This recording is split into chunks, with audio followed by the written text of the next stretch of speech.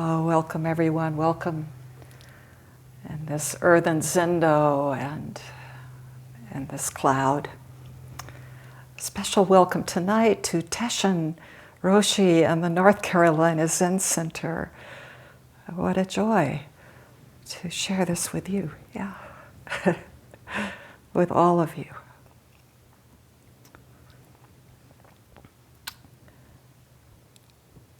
A couple of weeks ago, ahead of sending out the monthly Roundup newsletter, Abby asked for a working title for the talks of the month, a sort of placeholder. This is really a day-by-day practice. But what came to mind right away was the phrase, sitting in the midst. Another way of naming our practice. We sit in the midst of the ills of the world, local and global, in a sense, internal and external.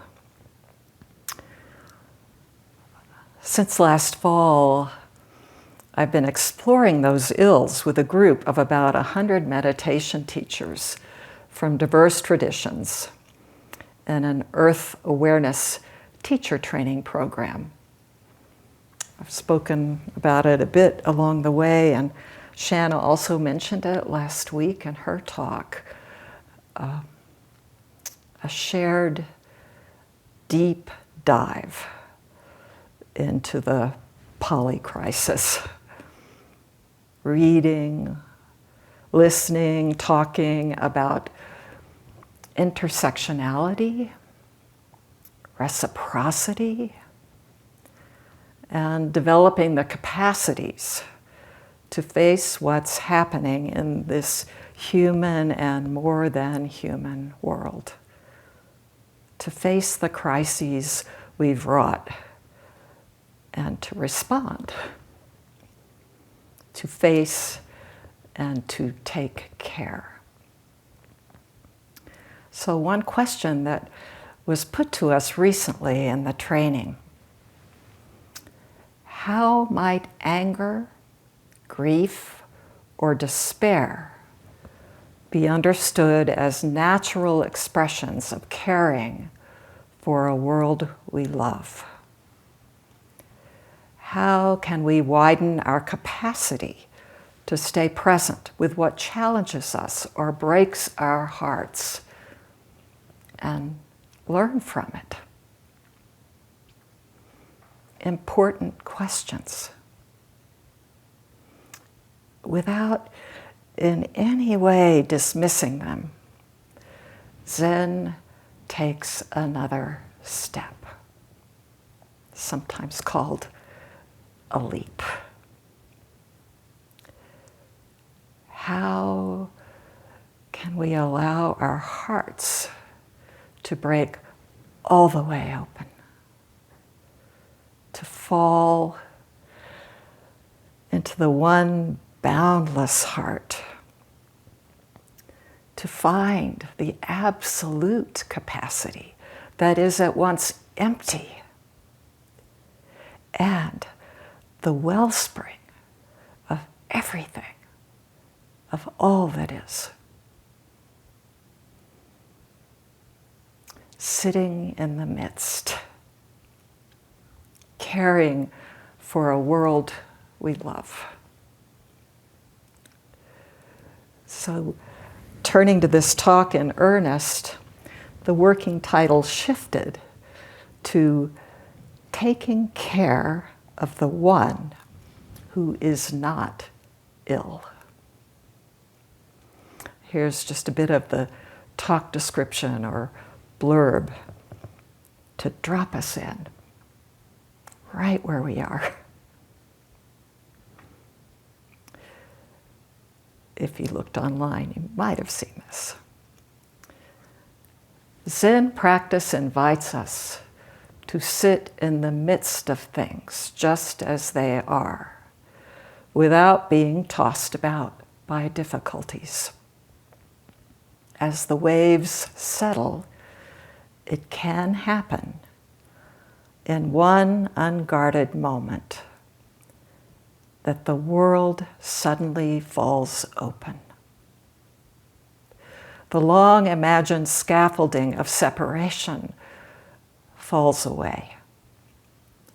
And we discover right here, in the vicissitudes of our lives, there is one who is completely free and untroubled. Dogen called it untrammeled. To explore that one, the one who right in the midst is not ill, I'd like to turn tonight to a koan.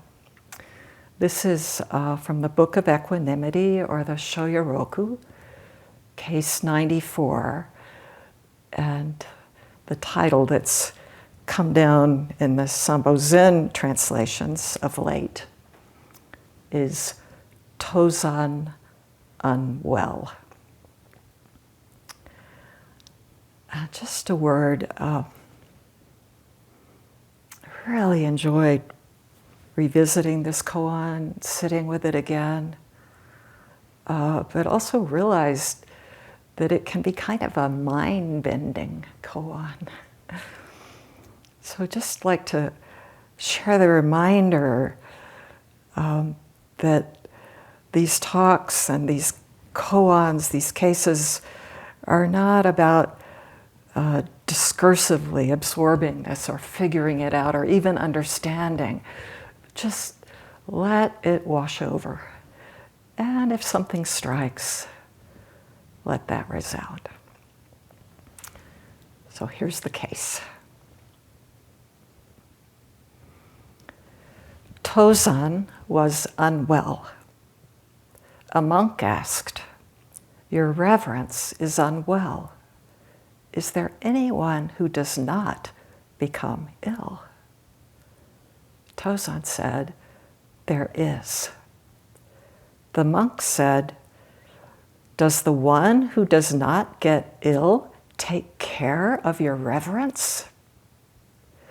Tozan said, "The old monk is properly taking care of that one." The monk said, "How about when your reverence takes care of that one?" Tozan said, "The old monk does not see that there is illness." So let's take a look at this Dharma dance. First of all, Tozan Ryokai, or Dongshan Liangji, is one of the great Tang Dynasty masters. 9th century, lived from 807 to 869. Deeply awakened. Tozan has a long list of notable Dharma heirs. He started studying Chan, Zen, as a young boy.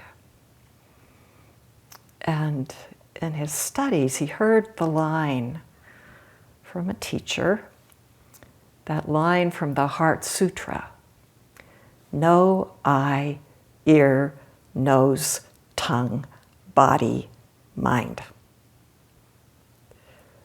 And Tozan said to his teacher, "I have eyes, ears, a nose, and so on. Why does the sutra say there is none?" With that, his teacher sent him on, sort of recognizing this capacity in this young boy. So he sends him to a master. And Tozan, at the age of 10, left home to go to a monastery. At 21, he went to Shaolin Temple, this famous temple where Bodhidharma is said to have sat for 9 years facing the wall. And there Tozan took the precepts.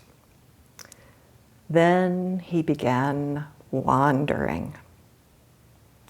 He studied with Nansen, great Master Nansen, and then Isan, before finally settling down with Ungan, Master Ungan. I remember Natalie Goldberg some time ago giving a talk for us here and speaking about Tozan Dongshan, and just noting how in this search for the teacher that really matched him, he went with the one, Ungan, who struggled himself the most.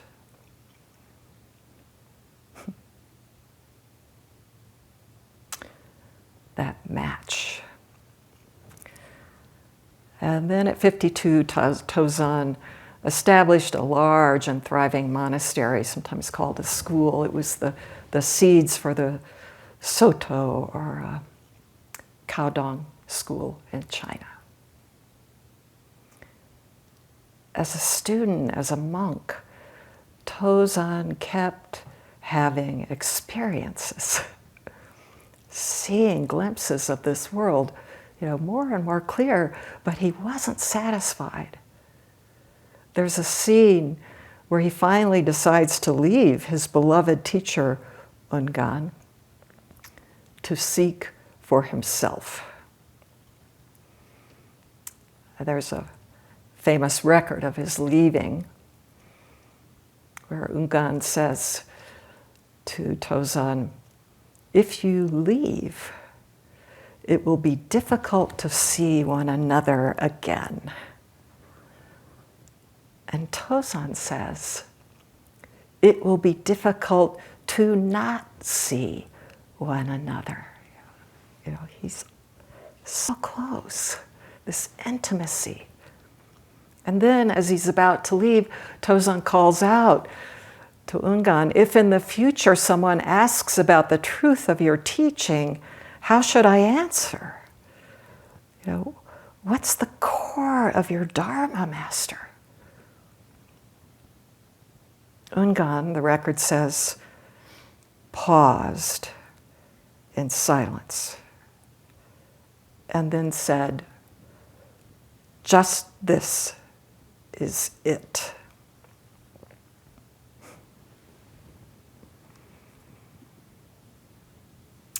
So Tozan leaves, still carrying his doubt. And pretty soon he crosses a stream and sees his reflection in the water. And with that, he suddenly awakens. Deeply, thoroughly. He sees through. The record says he awakened to Ungan's meaning. And he writes this verse that has become quite famous. "Avoid seeking elsewhere, for that's far from the self. Now I travel alone everywhere I meet it. Now it's exactly me. Now I'm not it. It must thus be understood to merge with thusness, sometimes called suchness. I am not. And everywhere I turn, that's my true face." And there's Ungan's teaching. Just this is it. So let's turn to the case, this Book of Equanimity 94, and just hear it again. Tozan was unwell. A monk asked, "Your reverence is unwell. Is there anyone who does not become ill?" And Tozan says, "There is." And the monk says, "Does the one who does not get ill take care of your reverence?" And Tozan says, "The old monk is properly taking care of that one." And this monk says, "How about when your reverence takes care of that one?" And Tozan says, "The old monk does not see that there is illness." Taking care.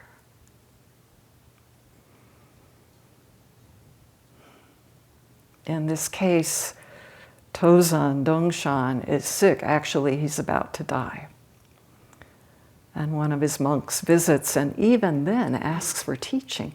"Master, you're sick. Is there one who is not sick, who never becomes sick?" Maybe this student has heard Tozan's teaching, like the case where a monk comes asking, "When cold and heat come, how should one avoid them?" And Tozan responds, "Why not go where there is neither cold nor heat?" I mean, well, I just remember being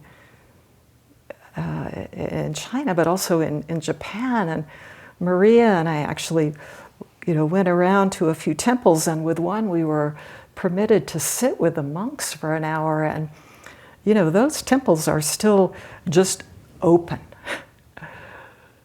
And it's cold in the winter, and it's hot in summer.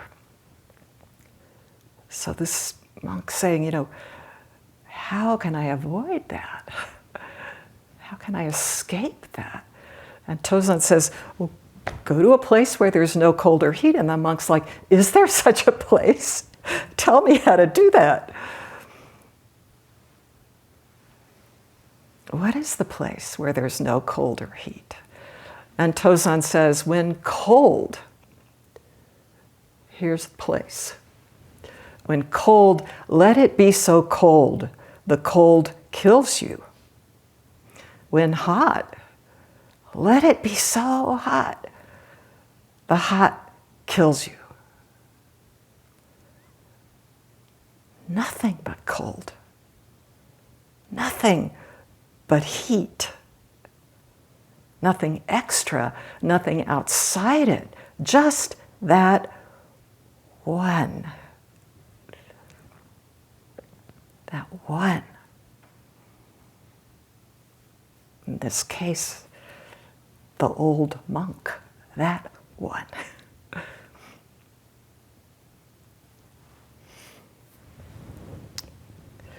When I was sitting with this earlier today,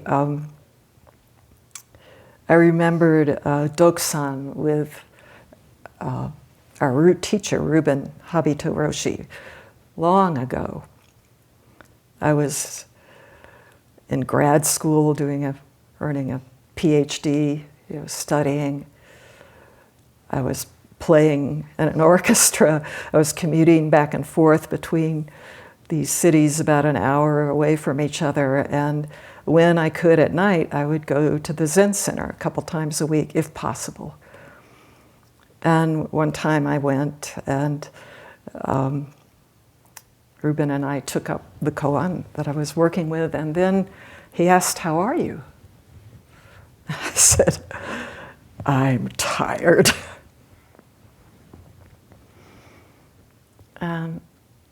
And such ease, he said, "Then be nothing but tired."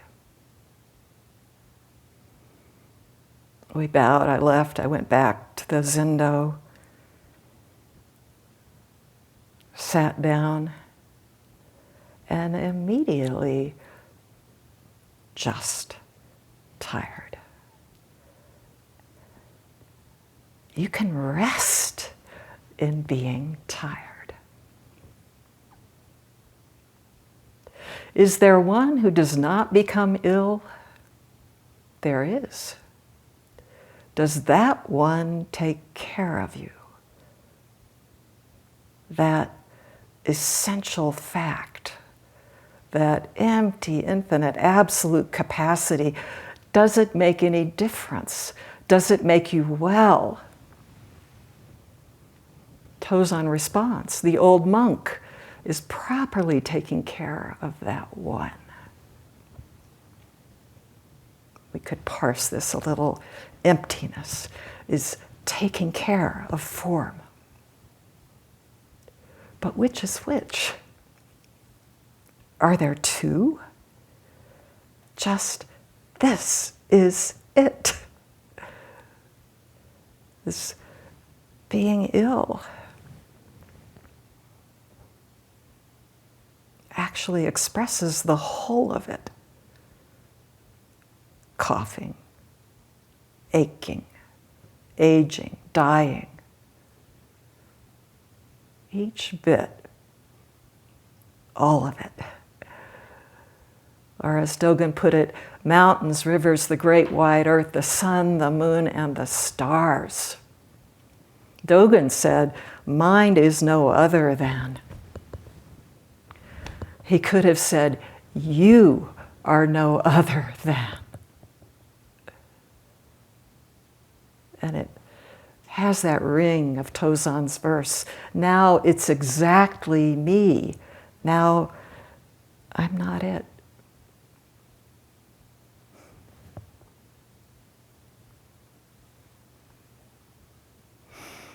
The monk presses on. How is it when you, Master, take care of the other one? How is it when you take care of form? How is it when the whole of existence, the whole of it, is fully, freely expressed in and as, in this case, the one who is sick? Not just this case. This earth, this world.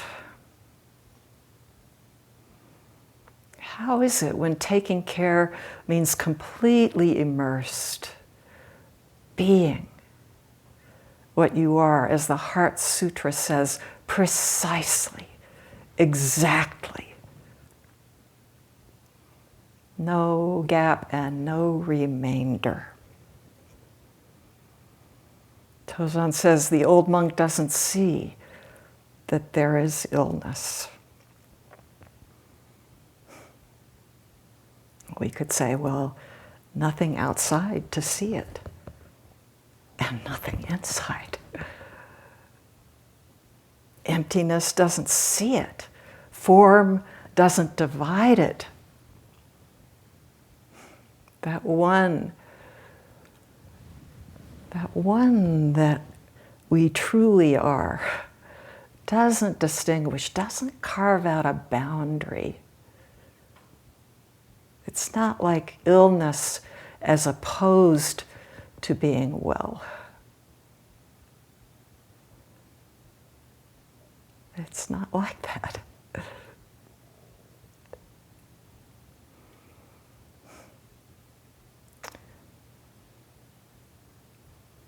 I read Yamada Kon Roshi's Teisho, and there's a teaching that he often went to, which was to point to emptiness with the palm of his hand and form the back. You know, this form, emptiness, and it's one hand, one body.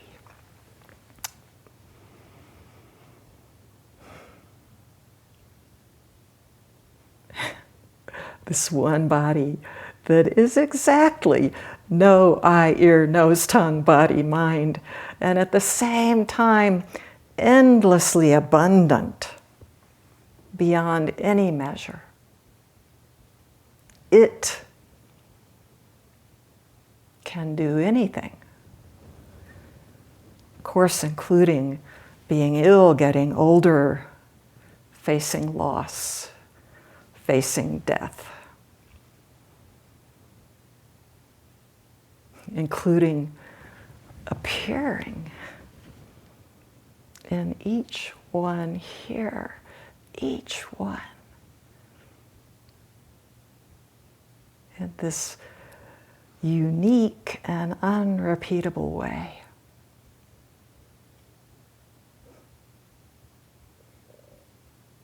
Unique and at the same time, all. Konroshi often quoted this line, I think it's from the Shodoka, one is all is one. See that all. And you can say, with Julian of Norwich, this mystic whose saying sits, somebody gave it to me a long time ago, so it's kind of framed on my desk right there every day.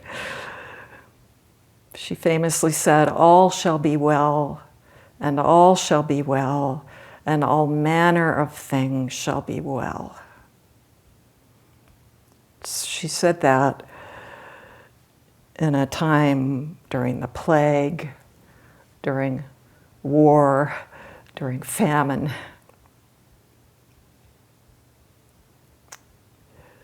I've often, over the years, heard Reuben say, a kind of paraphrase, this outpouring from the heart of compassion. It's okay. Facing this world and taking care with this broken, open heart.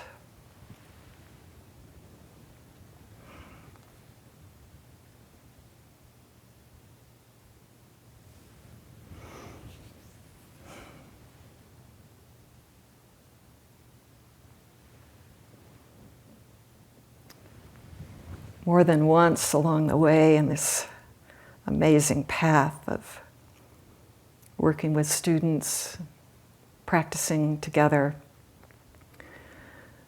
I've heard practitioners say, I don't want to die without kensho, without awakening, without this turning, falling open experience, without seeing for myself this one that is all.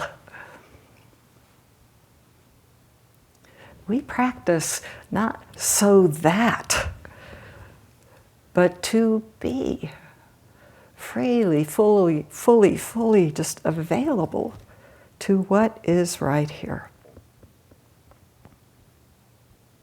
It's not in order for something to happen. It's this.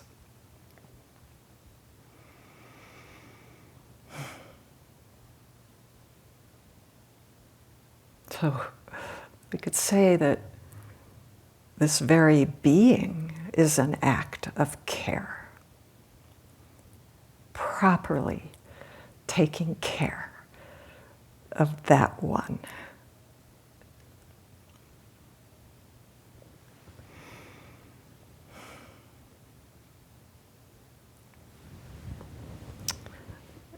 In our upcoming Zazenkai, I guess it's a week from Saturday, I'm going to talk about Maureen Stewart Roshi, a Canadian-born, one of the first women to teach here in the U.S.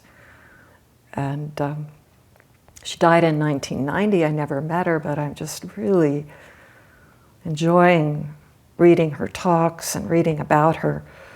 And in her 50s, she was diagnosed with liver cancer, which is very aggressive and doesn't have a cure. And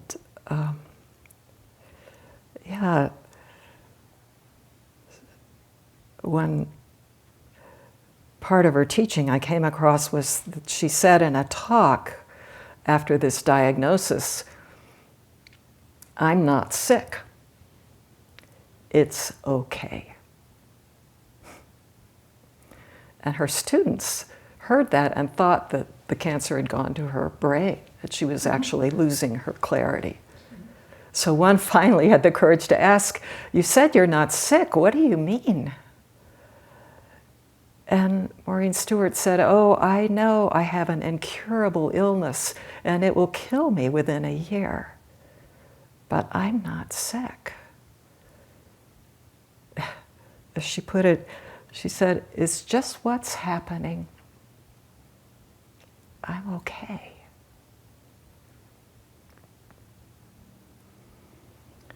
Fundamental reality can heal us from incurable disease, though we won't be cured. See this, and you know you're healed from the beginning. So whole.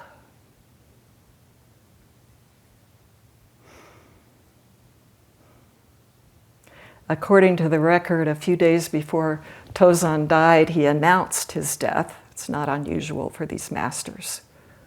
So his attendants shaved his head and helped him dress. And then he had the bell rung to summon his assembly so he could say goodbye. Apparently it looked like he died, sitting there, and his monks began to wail. Tozan suddenly opened his eyes, this is in the record, and chastised them. "What are you doing? Are you so attached to things? Where is your authentic practice?" So he tells them to organize what's called a delusion banquet. This great compassion to give his monks a chance to adjust to his dying.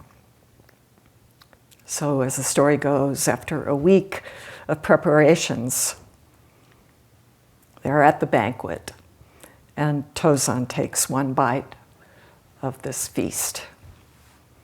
Then, telling them not to make a great commotion over nothing, he goes to his room and dies.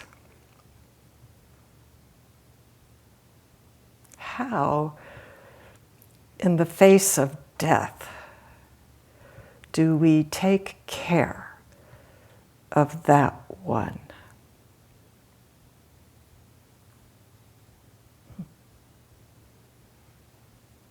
Master, please don't die.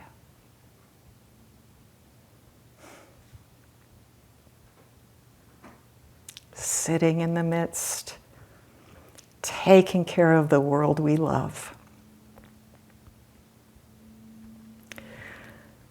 This talk started with a word about earth awareness. And I'd like to close with a post from the Mountain Cloud newsletter that went out yesterday, a contribution from Sarah. And it just resonated.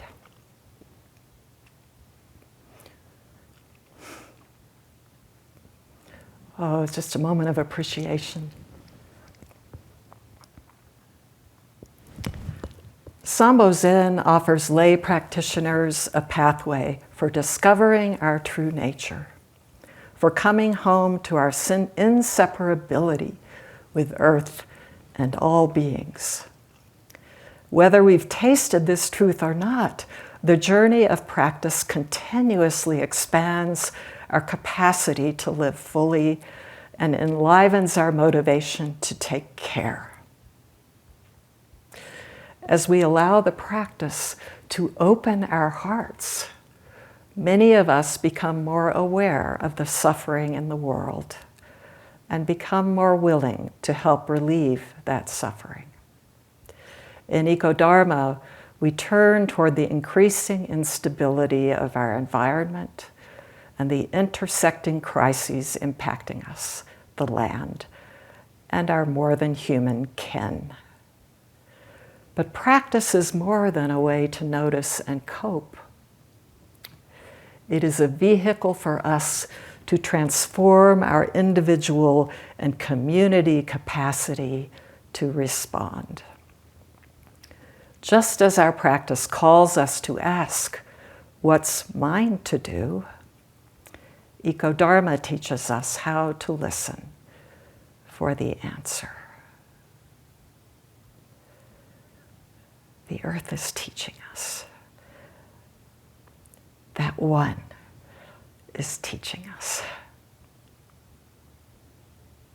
So let's listen from the shallows and the depths and take